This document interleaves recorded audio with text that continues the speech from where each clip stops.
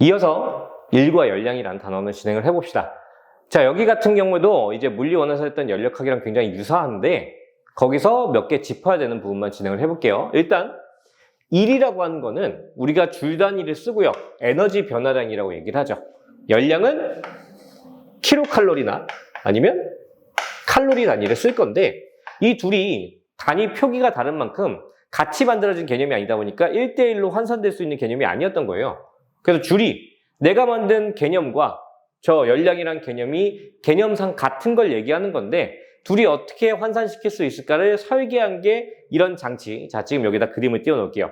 이게 구조가 단순하니까 굳이 내가 그리는 시간을 생략을 하고자. 자, 여기서 보면 알겠지만 양쪽에 추가 달려있고 그 추가 가운데 도르래에 말려 있어요. 그러다 보니까 잡고 있던 손잡이를 놓게 되면 도르래가 풀리면서 추가 떨어질 거고요. 그 떨어지는 추의 포텐셜 에너지가 가운데 있는 회전축에 의해서 내부에 물이 채워져 있는데 그 물의 날개가 같이 회전축에 연결된 날개가 물을 휘저으면서 마찰열을 발생시켜서 물을 뜨겁게 만들 거예요. 온도를 상승시킨다는 얘기죠. 그래서 에너지의 흐름이 보존된다는 이제 열량계 같이 보존된다는 가정하에 두 개의 물체의 포텐셜 에너지가 자, 이 환산단위 J라고 할게요. 곱하기 Q는 자, 우리가 중2 때 배웠던 건데 Q는 CMT라는 게 있죠. CM 델타 T. 자, 여기서 C가 비열, 델타 T가 온도 변화 이런 파트가 있죠. 자, 그래서 이걸 통해서 물질이 온도가 변했을 때 얼만큼 열량을 받았냐 이렇게 정의를 할 수가 있는데 이걸 통해서 알게 된 게 따라서 1kcal 같은 경우에는 4200줄로 환산이 가능하고요. 1칼로리 같은 경우에는 4.2줄로 환산이 가능하다라고 저 실험을 통해서 계산을 한 거예요. 엄밀히 말하면 근사값이에요.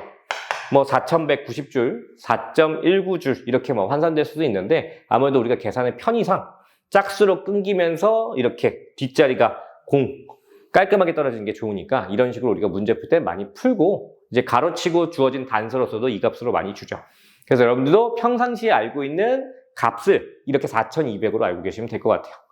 그래서 이게 있고 나머지는 뭐가 있냐면 열역학 법칙이 또 나와요. 이게 내가 다시 설명할 필요가 없어요. 여러분들이 물리원의 강의를 다시 보고 온 다음에 이어서 보시면 돼요.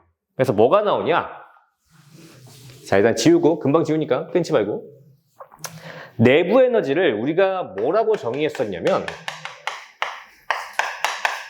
자, 명칭이 이렇게 돼 있다 보니까 뭔지 직관적으로 이제 이해가 안 되는 경우가 많은데 내부 에너지라고 하는 거는 기체 입자의 역학적 에너지였어요. 근데 이 역학적 에너지라는 게 운동 에너지랑 포텐셜 에너지의 합인데 이 기체 입자라고 하는 게 이상기체잖아요. 그러다 보니까 포텐셜 에너지, 분자력에 의한 입자와 입자 사이에 작용할 수 있는 뭐 전기력, 만유인력 이런 분자력에 의한 힘을 무시할 거기 때문에 포텐셜도 당연히 없겠죠. 그래서 얘가 직역하자면 총 분자 개수의 운동 에너지를 다 합친 값과 같다라는 식으로 내부 에너지 U를 정의할 수가 있어요. 자, 분자수 그리고 각 분자의 운동 에너지. 그래서 운동 에너지의 총합이다. 이렇게 내부 에너지를 정의하면 되는데 이 공식이 지금은 안 배워요. 지금은 안 배우고 결과값도 웬만하면 문제집 잘 안 나오는데 원래는 수학적 계산에 사용했던 공식이 있었단 얘기죠. 자, 잠깐만 해봅시다. 어렵지 않아요. 자, 일단 어떤 특정 공간 정류면체 한 변의 길이가 L인 정류면체를 가정을 할 거고요. 이 정류면체 내부에는 어떤 특정 온도 T가 형성돼 있어요. 자, 그러면 우리가 중1 때 배웠던 게 뭐가 있었냐? 온도가 분자의 운동 상태를 결정한다. 활발함을 결정한다. 이렇게 했거든요. 그래서 이론상 이 내부가 온도가 균이라면 분자 운동의 즉 속력이 일정하다 이렇게 보는 거예요. 해서 모든 알갱이가 특정 속력으로 움직이고 있는데 이 속력이 벡터의 입장에서 보면 Vx 자, 이쪽이 뭐 벡터 축으로 보면 Vx, Vz 이렇게 3차원 축으로 볼 수가 있겠죠. 이게 얘가 운동하는 방향에 따라서 비율이 다 다를 건데 그게 합성했을 때 똑같아야 되는 거예요. 그렇다 보니까 Vx랑 Vy랑 Vz가 평균값이 같아야 된다 이런 개념인데 지금 얘네들은 방향성을 속도 개념으로 하면 마이너스가 들어가니까 이렇게 하면 평균이 안 나오고 자 V제곱이 Vx제곱, Vy제곱, Vz제곱 이렇게 합성이 될 거 아니에요. 그렇죠? 이때 얘네들의 평균값이 다 같다면 맞죠? 전체적으로 합성했을 때 다 똑같은 속력을 가져야 되니까 평균값이 같다면 얘가 3배의 Vx제곱과 같다 이렇게 볼 수가 있죠. 자, 정말 심플하게 보면 Vx, y, z의 값이 같다고 했으니까 Vx로만 표현했을 때 3배의 값이 전체 속력을 표현한다 이렇게 볼 수가 있는 거예요. 그래서 여기서 무슨 식을 일단 정리해 놓고 시작할 거냐면 3분의 1 V제곱이 Vx의 제곱과 같다라는 식을 정리해 놓고 시작을 합니다. 자, 무슨 일을 가정할 거냐? 지금 Vx가 정의되어 있으니까 저 공간 안에서 X축만 보는 거예요. 그래서 X축을 보면 양쪽 좌우의 면만 보게 되는데 좌우의 면을 입체적으로 움직이겠지만 X축만 보면 그냥 좌우로 왔다 갔다 하는 거죠. Vx로. 그래서 얘가 왔다 갔다 왕복 운동을 한다 이렇게 보시면 될 것 같아요. 자, 그러면 왕복 운동을 할 때 여기에 발생하는 충격량을 정의를 할 건데 충격량이라고 하면 뭐겠어요? 얘 같은 경우가 운동량 변화량이고 X축만 볼 거니까. 자, 이때 얘가 부딪혔다가 튕겨 나올 때도 에너지 손실을 무시하는 완전 탄성 충돌을 설명을 하기 때문에 Vx로 튕겨 나올 거예요. 그럼 질량이 한 개당 m이라고 가정했을 때 운동량 변화량이 2mVx가 되겠죠. 자, 뭐냐면 부딪히기 전, 부딪히기 후에 운동량 변화량 얘기를 합니다. 자, 여기서 왜 mv와 mvx죠. 튕겨 나와서 마이너스 mvx를 합성했는데 변화량이 2가 됐냐? 이걸 모르신다면 물리형 공부를 다시 하셔야 돼요. 방향성이 바뀌었으니까 크기를 더하는 게 변화량이 정의되겠죠. 자, 얘가 충격량이니까 힘 곱하기 시간의 개념이 될 텐데 이때 시간을 뭘로 생각할 거냐? 여기 부딪히고 갔다 와서 또 부딪히고 이런 여기에서 충돌이 반복되는 빈도, 그러니까 시간 간격에 대해서 들어갈 거예요. 그러다 보니까 뭐가 들어가냐? 얘가 지금 Vx로 왕복해서 계속 여기에 부딪히는 거니까 왕복 거리 Vx분의 2L이라고 하는 값이 시간을 정의하게 되겠죠. 모든 운동은 등속을 볼 거니까 속력분의 거리라면 시간이 정의가 되는 거예요. 자, 그럼 얘가 이항됐을 때 2가 일단 약분이 될 거고 뭐가 정의될 거냐면 L분의 mvx 제곱이 정의가 되죠. 이게 뭐예요? 이게 F값이 정의가 됐어요. 자, 그러면 여기서 Vx가 처음에 이거 가정해놨다 이거. 얘가 치환이 되면 뭘로 바뀌냐? 3분의 1 L분의 mv 제곱. 자, 이제 일반화가 된 거죠. 원래는 F를 X축에 대한 상황에서 X축으로 작용한 힘을 정의를 했던 건데 지금은 Vx가 V로 치환이 되면서 3차원 공간의 힘 평균값, 계속 평균입니다. 평균 힘에 대해서 정의가 된 거예요. 자, 여기서 뭐를 추가할 거냐? 양변에 얘를 이제 압력으로 바꿀 거예요. 왜냐면 연력학에서 가장 기본이 됐던 보이샬이 PV는 nRT라고 하는 이상기체 방정식이 있었죠. 자, 물리원을 좀 심화를 해야 저걸 본 적이 있을 텐데 얘를 무조건 충족을 시켜야 돼요. 이상기체, 우리가 다루는 이 입자라면 제가 절대적으로 지켜줘야 되는데 저기 안에서 압력이 들어가기 때문에 힘을 압력으로 바꾸려면 면적으로 나눠줘야 되는데 그렇죠? 면적에 가해진, 단위 면적에 가해진 힘의 크기가 압력이니까 그러려면 지금 우리가 가정된 부피 상황이 L인 정육면체니까 L제곱이 한 면이 될 거고요. F가 L제곱 나눠줬으니까 똑같이 우변도 L제곱을 나눠주면 3분의 1의 L의 세제곱, 원래 L이 있었으니까 거기에 MV 제곱이 되겠네요. 자, 그러면 얘가 뭐냐? 얘가 L의 세제곱이니까 부피예요, 부피.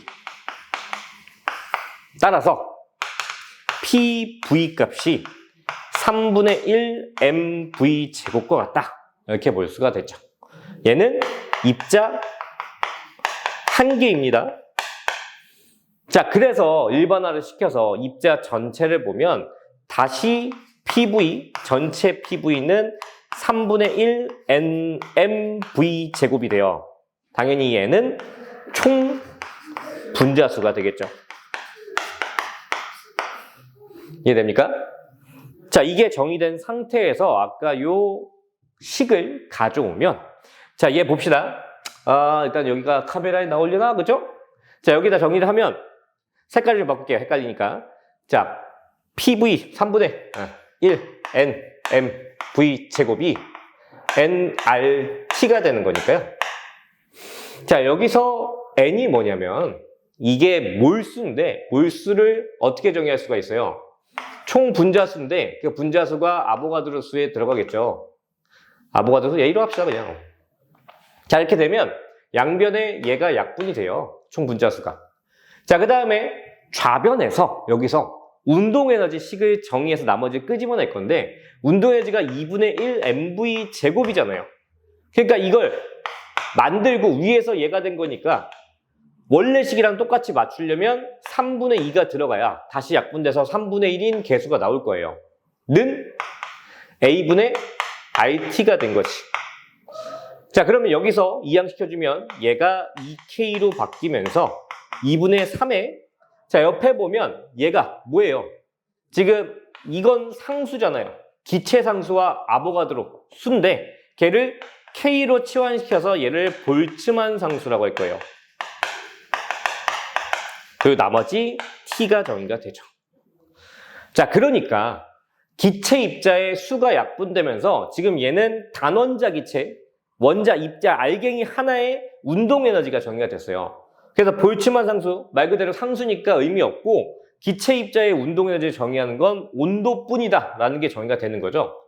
그럼 마지막 처음에 왔던 얘가 되는 거예요. 얘. 그러니까 최종적인 내부 에너지 공식은 자, 운동 에너지는 2분의 3 KT에서 곱하기 여기 총 분자수 N이 다시 곱해지면 되는데 자, 원래 이 K라고 하는 게 여기 있듯이 A분의 RT였잖아요. 그래서 다시 풀어주면 자, 얘가 A분의 R이었어요. 그러니까 다시 A랑 분자수 N이랑 묶어주면 최종식은 2분의 3NRT라는 식이 만들어지죠. 자, 보면 NRT라고 하는 이 식과 이 식 같고요. 앞에 있는 2분의 3이란 개수가 붙었다. 이렇게 아시면 돼요. 그래서 내부 에너지를 정의하는 건 몰수와 곱하기 기체 상수 그리고 마지막 온도다. 자, 주의해야 되는 게 우리가 앞에서 이제 뭐 연력학 과정에 이제 내부 에너지 변화량 이런 거 볼 때는 말 그대로 변화량이니까 켈빈 값이든 도시든 상관이 없었는데 내부 에너지 자체가 몇이냐라고 물어본다면 특정 온도 값이 들어가는 거기 때문에 무조건 켈빈 값을 대입을 해주셔야 돼요. 이건 주의사항이에요. 모든 공식에는 기준이 되는 단위가 있다시피 온도 입장에서는 공식을 사용할 때는 다 켈빈이기 때문에 켈빈 값으로 대입을 해주셔야 돼요. 그래서 여기까지 하면 여러분들이 추가적으로 아셔야 되는 연력학 파트의 내용이 추가가 되는데 이걸 거의 안 쓸 거예요. 안 쓸 건데 대개 우리가 물리 공식을 외우는 이유는 어떤 문제 상황에서 내가 봐야 될 것과 보지 말아야 할 것을 명확히 구분해 주는 게 공식이에요. 그러니까 이 공식을 알면 내부 에너지의 어떤 상황이 변화가 이 내부 에너지를 증가시켰는지 감소시켰는지 구분하는 근거가 된다는 얘기예요. 그래서 여러분들이 한 번쯤 이 내부 에너지 공식을 공부해 보고 결과적으로 공식을 외우는 게 추천입니다. 강추. 이 공식을 알고 있어야 여러분들이 물리 1이든 물리 2든 이 내부 에너지라는 거에 대한 심화적인 판단을 할 수가 있어요. 자, 이게 어디서 쓰냐면 등합 과정에서 근데 너무 많이 써서 칠판을 조금 마지막이라 그냥 좁게 쓸게요. 등합 과정에서 우리가 이제 열량이 1도 하고 내부 에너지 변화도 하고 이렇게 배우잖아요. 그죠? 근데 이때 1은 P 델타 V인데 내부 에너지도 어차피 PV는 nRT잖아요. 그렇죠?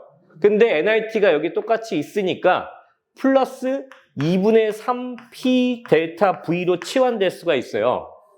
그러니까 예전 같은 경우에는 물리 2일 때까지만 해도 등합 과정에서는 1의 공식과 내부 에너지 공식을 이용해서 연산적인 몇 줄의 열량이 공급되거나 방출되었냐 그런 것들을 계산까지 해야 되는 좀 난이도 높은 문제가 많았단 말이에요. 뭐 부분합이나 이런 화학에서 쓰는 개념도 물리에 다 있었는데 지금은 다 제거되고 정말 단순하게 물리 원에 썼던 연력학 과정에 뭐 일의 유무나 내부의 변화 이것만 판단하면 되는 문제 상황으로 바뀌었죠. 그래서 조금의 노력만 있으면 그렇게 뭐 어렵진 않은 지금 상황이 왔는데 여러분들이 그래도 공부를 했으면 좋겠어서 길게 얘기를 해봤어요. 자, 그러면 이 단어는 여기서 마무리를 하고 오늘도 수고하셨습니다.